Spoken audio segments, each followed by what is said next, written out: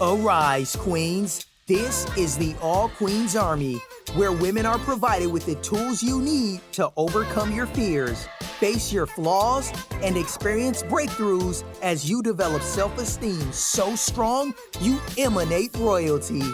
Now, for your host and commander of the All Queens Army, Breizy Time. Welcome to the All Queens Army podcast. This is your girl, your host, Breizy Time. I am here today with another dope episode for the Queens. Yes, honey, super excited. It's another dope-ass motivational Monday, and I am here in your ears because you queens are in my hearts to motivate the shit out of you, okay? So I'm super excited, as always, to talk to the queens. I am super excited to be recording almost the last episode of the season, guys. Oh, and you know what else I want to express and be excited about is, remember y'all, just a few weeks ago, I had just came back with season 2 after being gone for like 8 months, guys. This is just super exciting to me to realize that I'm one episode away from finishing out my second season after falling off the horse a little bit. Now, if you listen to episode, I think it was episode 35, it explained why I had that gap for 8 months and what happened and what the hell I was doing and all of that good stuff, and how I kind of look back and say, hey, you know what? It's really not necessarily falling off the horse per se when you stop doing something or you lose your consistency or you're not doing what you said you wanted to do. Sometimes it's just called taking care of yourself. Sometimes you just need a goddamn time out. And that's what we're going to be talking about today, queens. Today's episode is all about how to maintain your emotional health, how to stay in an emotionally healthy, emotionally stable place. All right. That's what we're going to be talking about today. Before we get to it, you all know I'm going to remind you to go to allqueensarmy.com, click on the subscribe button. If you have not subscribed to the All Queens Army podcast yet, do so today. Okay. Click on subscribe once you get to allqueensarmy.com. We are on a number of platforms, so choose the one that you like the most. We're on Apple Podcasts, Google Play, SoundCloud, Spotify, YouTube, and iTunes, okay? So you can subscribe through any one of those platforms. All of those options are available on the website. Please go take care of that. Do that. Subscribe. That way, every time a new episode comes out, you will get a notification, all right? So let's get started, queens. Let's talk about today's topic, which is how to maintain emotional health. This is such an important topic. Listen, I'm not a doctor, okay? I want to make sure everyone understands that. I'm not a counselor. I do not have any formal education in this topic. These are my opinions. That's what All Queens Army is all about. It's all about us helping each other. I feel as though that my emotional health, for the most part, is pretty stable. And when it's not stable, I know exactly what to do for me to help me get back on track and get back to a place where I feel really good, really stable, really content, and experiencing happiness. So because of the fact that I feel pretty comfortable about my emotional health and knowing how to balance it and maintain it through the ups and downs in life, I feel like I want to share those things with you, queens, just in case it helps someone else, okay? That's where I'm coming from. Don't start hitting my DMs and emailing me about clinical and all of that. I am not a doctor. I am not a therapist, but I can help people. I have helped hundreds of people, maybe even thousands at this point. So that's what I'm offering is my advice, my perspective, what I do for me, and some of the advice that I've given to other queens in the past that have worked for them. Before I go into exactly how to maintain your emotional health, I want to address what is emotional health. I always like to explain what it is that I'm about to give you answers and solutions to so that you understand what issues, what potential problems I'm addressing. So, what is emotional health? Emotional health is being aware of your emotions and your feelings, the way you're thinking, the way you're behaving, how you're living life, and how you're responding to things that are happening to you. That is emotional health. It's being aware. It's the awareness of where you are and how you're dealing with things and your coping mechanisms. Also, emotional health could be learning how to process your feelings in a productive way. So whatever it is that you're feeling, whatever thoughts that are happening in your mind, whatever voices that you're hearing, and when I say voices, I don't want people to start thinking, oh, crazy people hear voices. No,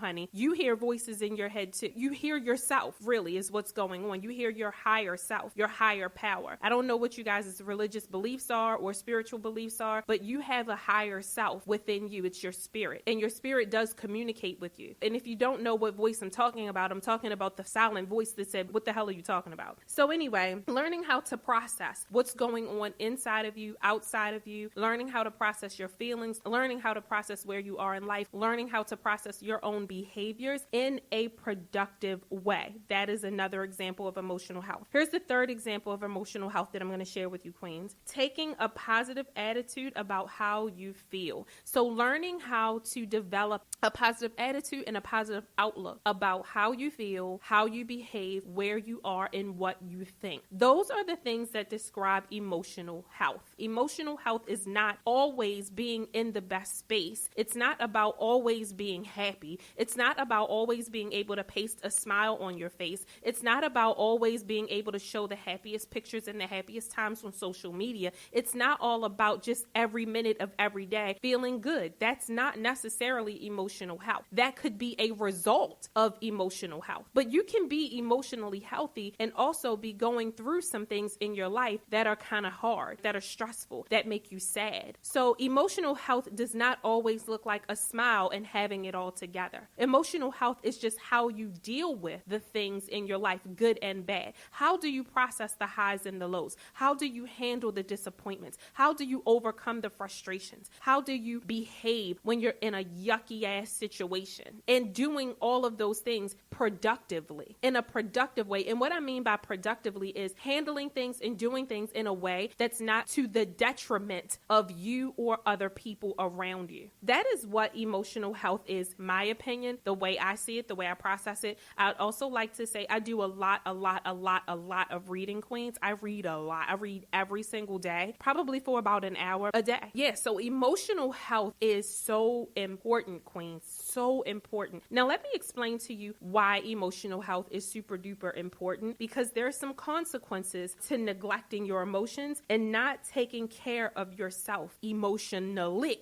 I feel like I said the word emotions like 100 times, but it's all good, y'all. But anyway, taking care of yourself emotionally, neglecting your feelings is the worst thing ever. Let me express why. Like, what are the consequences? What are some of the things that can happen to you, or things that can start to manifest in your life if you are not taking care of yourself emotionally? First and foremost, here's the hottest topic in today's world, especially in the African American community, okay? Here it is. The first consequence of neglecting your emotions, you can start to develop feelings of depression and anxiety. If you don't take care of your emotions, if you don't learn how to process your feelings, and you don't start to learn how to take a positive attitude about how you feel and where you are in your life, you could start to develop feelings of depression and anxiety. You could also start to feel deeply and personally flawed, where you are getting super duper critical of yourself, picking yourself apart, looking at aspects of your life, being disappointed with yourself, being frustrated with yourself, being angry with yourself, not forgiving yourself, not learning to love yourself, not learning how to process your failures, your trip ups, the speed bumps in your life as something positive. If you do that, you will wind up feeling extremely personally flawed. And what can come out of when you start to look at yourself, you get super duper critical, you start to chip away at your self-esteem. You know what? I'm probably going to do another episode. Let me jot that down. I want to do another episode and talk about self-esteem, why it's so important, and some of the things that can happen if you allow your self-esteem to get trampled upon. So I just made a note to self. All right, here's another one. If you don't take care of your emotions and you start to neglect how you feel, you can also start to develop poor self-discipline. Now, what is self-discipline? Self-discipline is the ability to hold yourself accountable for the things that you should or should not do. Now, who determines what you should and shouldn't do? You do. That's you.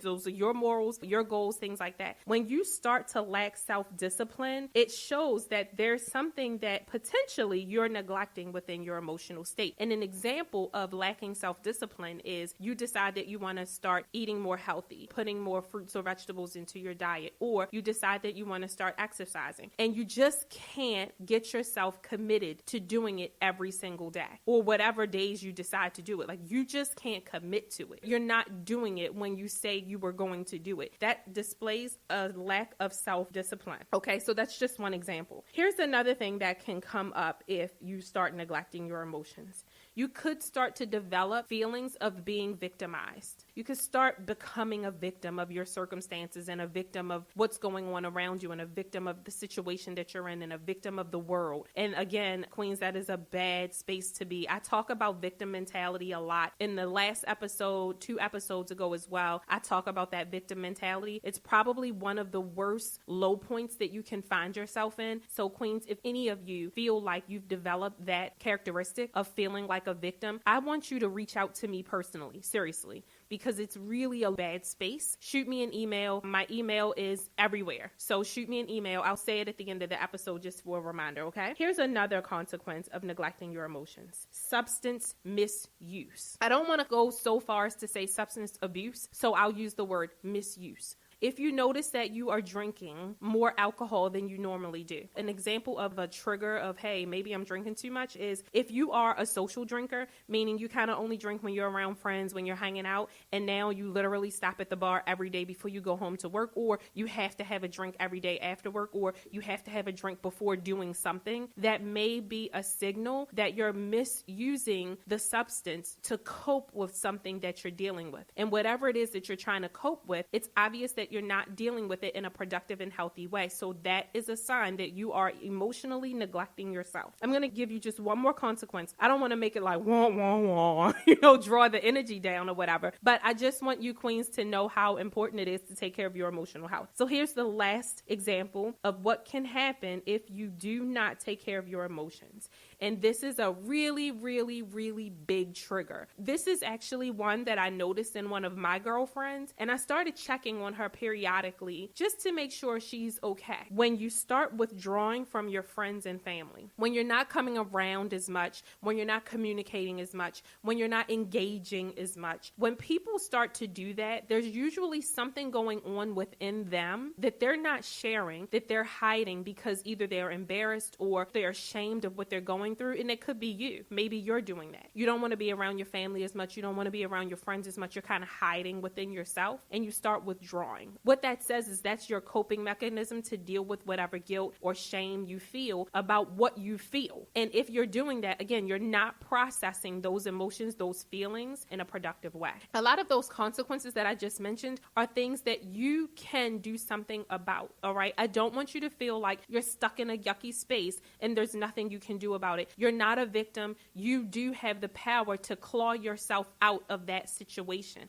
You don't have to feel those yucky feelings. There are things that you can do to help yourself deal with those particular things, okay? With that being said, I want to now give you 3 things. Actually, I think I'm going to give you 4. 4 things that you can do to take better care of yourself emotionally. Now, these things that I'm going to share with you, these are things that I have incorporated into my life. I've actually shared with other queens and they have incorporated into their lives and it has helped them tremendously. So this is the advice that I have for you queens. It has worked for me. It has worked for, I'm going to say, at least 50 other women that I have talked to personally and given them the same exact advice. So here it goes. The first thing that you want to do is make sure that you are carving out time to be with yourself. Carve out some time to be alone. I've noticed that so many people struggle with being by themselves and being alone. Some people love to surround themselves with their children every minute of every day. Some people want to surround themselves with their friends every minute of every day. Some people struggle with being alone and they have to have a man or they have to have a woman that just have to have this person around. Let me tell you something, queens, and there's nothing wrong with enjoying the company of others, wanting to be around your kids, loving to spend time with your family and your friends, but don't let it become a situation where the presence of other people is filling the void for something that you have going on within you. It's very healthy and necessary for you to have moments of time alone, moments of time that you can process how you feel. It's very difficult to process your feelings, your emotions, your thoughts when you have so much going on around you. The TV is on, the radio's on, the kids are running around, your spouse is asking you for stuff, your mom is near, your friends need you, all of those things. Queens, it's really, really important for you to have alone time? For me, my alone time is very, very early in the morning. For example, it is 6:43 a.m. right now as I'm recording this episode. I got up this morning at 5 a.m. I like to spend at least 30 to 45 minutes alone in quiet by myself. My son is asleep, so he's not moving around. My husband's usually either at work or he's still asleep when he's not at work at this time. So for me, 5 o'clock to 5:45 is my time to be alone. No TV, no radio, no phone. Just me with my thoughts, because you have to have a moment of quiet and silence. You cannot hear yourself. You cannot process your feelings. You cannot get in touch with what's truly going on within you if there's always noise and always people and always other energies around. It is extremely important. So when I say spend some time alone, I don't mean don't be in a relationship for 6 years or don't be around your kids for 2 days. That's not what I mean. What I mean is every single day, find at least 20 to 30 minutes to be alone with your thoughts. To add to that alone time, here's number 2, journal. Buy a journal, get a book. During that time when you are sitting and you have peace and quiet and you're alone, journal your thoughts, write them down. If you're not a big writer and you like to use your phone, iPad, computer, whatever, however you want to do it, but just write it down, document it somewhere. Write down how you feel, write down what's going on deep inside of you. Write down your thoughts. It'll be crystal clear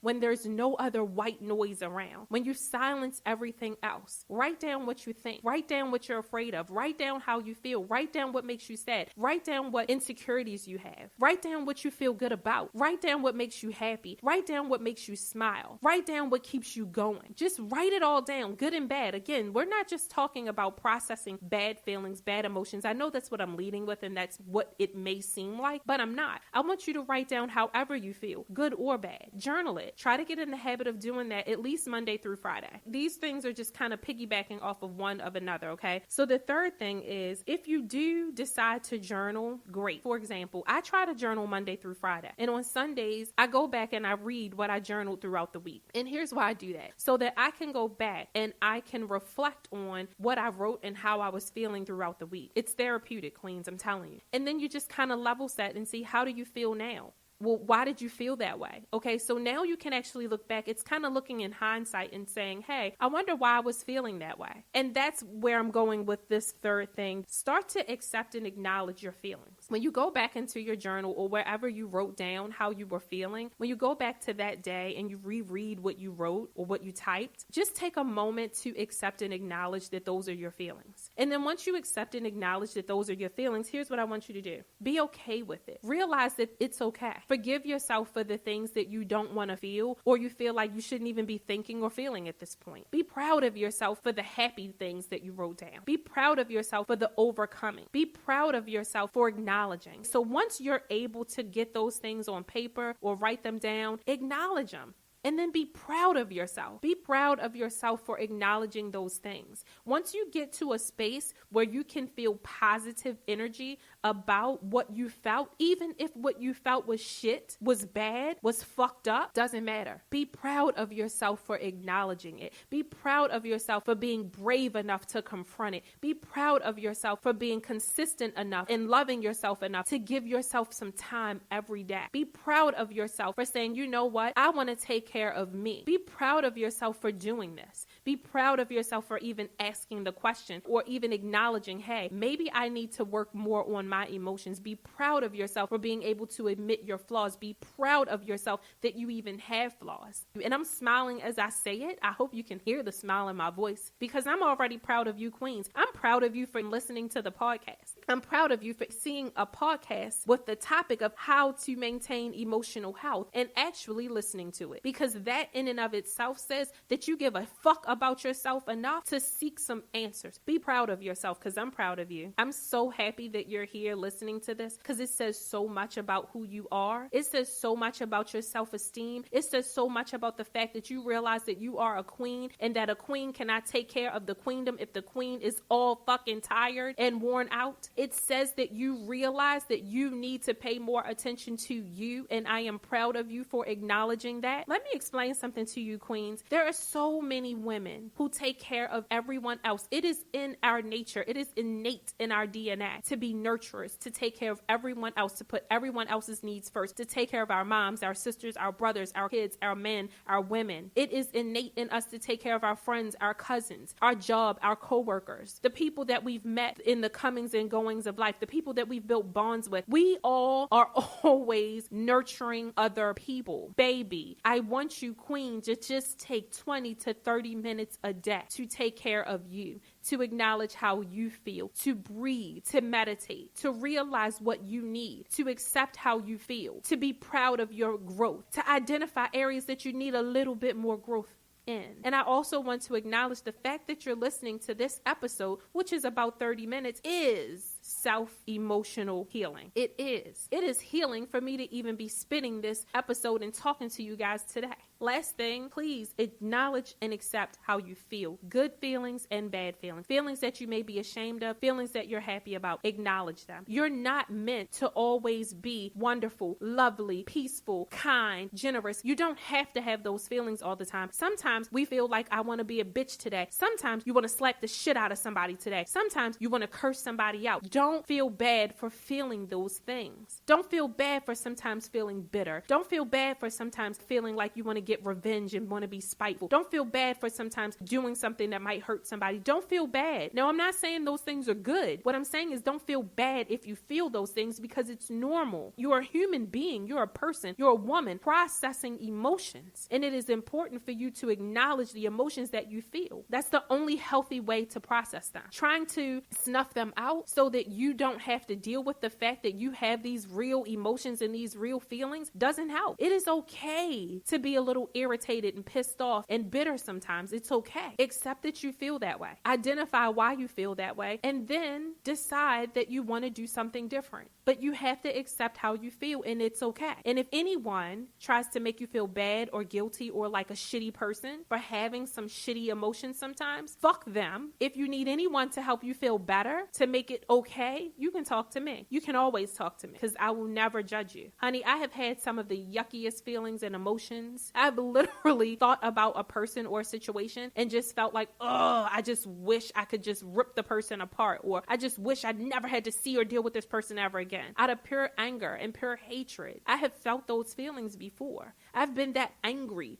before, and it's okay. There's nothing wrong with me. I'm not a terrible person because I felt those things. I'm human. Those were emotions. I processed them. But just learn how to process your emotions in a positive and productive way. Positive means acknowledge your emotions, your feelings, your thoughts. Even acknowledge your behavior. Acknowledge it, accept it, and be okay with it. And when I say be okay with it, what I mean is tell yourself it's okay that you feel that way. It's okay that I behave that way. Don't beat yourself up. Beating yourself up is what causes the depression, the anxiety, the feelings of being personally flawed, the poor self-discipline, feeling like you're a victim, misusing substances, and withdrawing from your friends and family. That's what happens. Those are the consequences of beating yourself up about the things that you feel, or the things that you've done, or the things that you think. Don't do that to yourself. Acknowledge them. You don't have to share that shit with anybody. It's your journal. You don't have to ever tell a soul, but at least tell yourself, and then accept it, and then say, you know what? Hey, it's how I felt. You don't have to stay there. That's the healing process. The healing process comes after the acknowledgement and the acceptance. Once you realize that this is where you are, then you can make it where you were. You can make it a thing of the past, because now you have the power, since you've acknowledged it and you've owned it. Now you have the power to say, you know what? I don't want to feel that way anymore. You know what? I'm not going to feel that way anymore. You know what? I'm not going to behave that way anymore. You know what? I'm not going to think that way anymore. You can change your mind. It's your mind. They're your feelings. It's your behaviors. You have the power. And here's the last thing that this is number 4. This is the fourth and kind of the bonus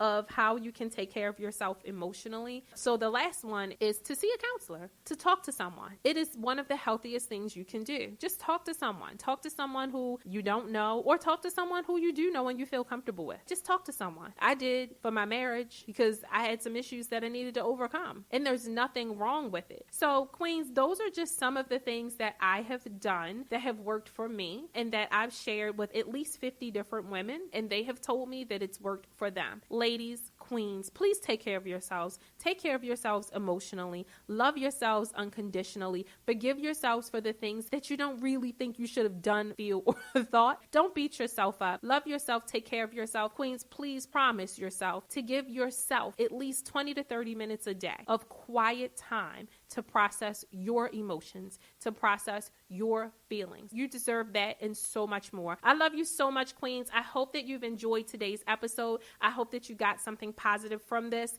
Please continue to listen to more episodes. We got one more before we close out season 2. I'm super duper duper duper duper excited to be back in your ears because, again, you're in my heart. Please make sure that once you subscribe to the All Queens Army podcast, that you go to the platform of your choosing and write me a review. Let me know what you think of the podcast. Let me know what you think of the content. Drop me some ideas for additional episodes, things that you want me to talk about. I love to get those. And for those of you who needed my email address, if you want to reach out to me, you can reach me at breezy@allqueensarmy.com. That is BREIZY@allqueensarmy.com. I love you so much, queens. Hope you have a wonderful and amazing Monday. Peace out, and I will talk to you soon. Bye.